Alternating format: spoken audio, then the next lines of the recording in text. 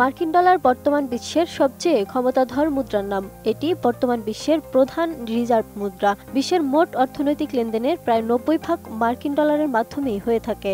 এক হিসেব অনুযায়ী বিশ্বজুড়ে বর্তমানে প্রায় 1.8 ট্রিলিয়ন মার্কিন ডলার সমমূল্যের কাগজে ও ধাতব মুদ্রা ছড়িয়ে আছে বিশ্বজুড়ে। আন্তর্জাতিক বাণিজ্যের জন্য মার্কিন ডলার অবশ্যই প্রয়োজন, কিন্তু মার্কিন ডলার কিভাবে দরকারি হয়ে উঠল চলুন জেনে নেওয়া যাক।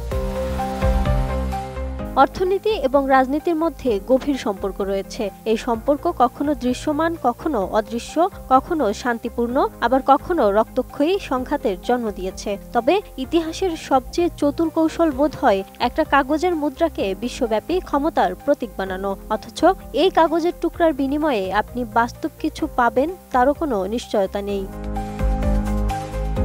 ডলার হলো সেই মুদ্রা, ধীরে ধীরে সে গোটা পৃথিবীকে তার শিকলে জড়িয়েছে। এটি কিভাবে সম্ভব হলো? এর পেছনে রয়েছে এক দীর্ঘ পরিকল্পনা। এর শিকড় ছড়িয়ে আছে যুদ্ধ, তেল, ঋণ এবং কূটনৈতিক চালবাজির গভীরে। ইতিহাস বলছে ডলারের বিশ্বজয় শুরু হয় 1944 সালে। তখন দ্বিতীয় বিশ্বযুদ্ধ প্রায় শেষের দিকে। যুদ্ধে ইউরোপ ধ্বংসস্তূপে পরিণত হয়েছে, ব্রিটেন আর্থিক সংকটে জর্জরিত, জার্মানি ও জাপানের অর্থনীতি চূর্ণ বিচূর্ণ। এমন অবস্থায় বিশ্ব অর্থনীতিকে স্থিতিশীল করার জন্য আমেরিকার নিউ হ্যাম্পশায়ারে ব্রেটন উডস সম্মেলন অনুষ্ঠিত হয়। এই সম্মেলনে সিদ্ধান্ত নেওয়া হয় যে ভবিষ্যতে বৈশ্বিক অর্থনৈতিক লেনদেনের ভিত্তি হবে মার্কিন ডলার, আর তা স্বর্ণের সঙ্গে যুক্ত থাকবে, অর্থাৎ প্রতিটি ডলার একটি নির্দিষ্ট পরিমাণ স্বর্ণের সমান হবে। আর বিশ্বের অন্যান্য মুদ্রাগুলো তাদের মান নির্ধারণের জন্য ডলারের উপর নির্ভর করবে। এই ব্যবস্থা চালু হওয়ার পর যুক্তরাষ্ট্র সরাসরি সবচেয়ে সুবিধাজনক অবস্থানে চলে যায়, কারণ এখন বিশ্বের অন্যান্য দেশকে নিজেদের মুদ্রার মান ঠিক রাখতে হলে ডলারের রিজার্ভ রাখতে হবে, আর এর ফলে আন্তর্জাতিক বাণিজ্য ও লেনদেনে ডলার একটি গুরুত্বপূর্ণ অংশ হয়ে ওঠে। বসুন্ধরা টিস্যু, অশুদ্ধতার বিরুদ্ধে এক বিন্দুও ছাড় নয়। এই মুদ্রা ব্যবস্থায় যুক্তরাষ্ট্রের একটি সীমাবদ্ধতা ছিল।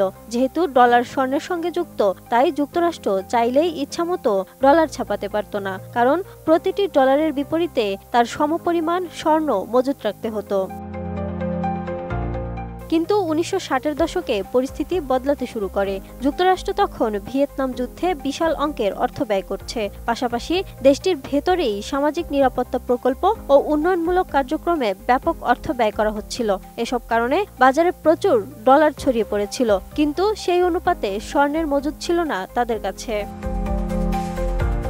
এরই মধ্যে ফ্রান্স সহ কয়েকটি দেশ যুক্তরাষ্ট্রের কাছে দাবি করে যে তারা তাদের হাতে থাকা ডলারের বিনিময়ে স্বর্ণ নিতে চায়। এটি ছিল ব্রেটন উডস চুক্তির নিয়ম অনুযায়ী তাদের বৈধ অধিকার। কিন্তু যুক্তরাষ্ট্র বুঝতে পারল, যদি সবাই স্বর্ণ দাবি করতে থাকে তাহলে তাদের ভান্ডারে থাকা স্বর্ণের টান পড়বে, তৈরি হবে অর্থনৈতিক সংকট।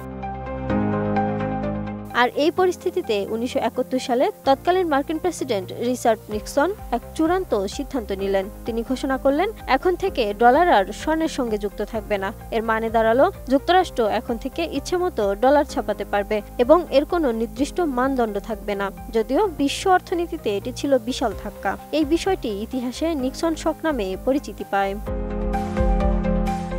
এই ঘোষণাটির মাধ্যমেই ডলার এক সম্পূর্ণরূপে আত্মপ্রকাশ পায়। এরপর থেকেই ডলার শুধু একটি কাগজের মুদ্রা নয়, বরং বিশ্বজুড়ে এক প্রকার বিশ্বাসের প্রতীক। Lima Sayanti, desk report, 18 news.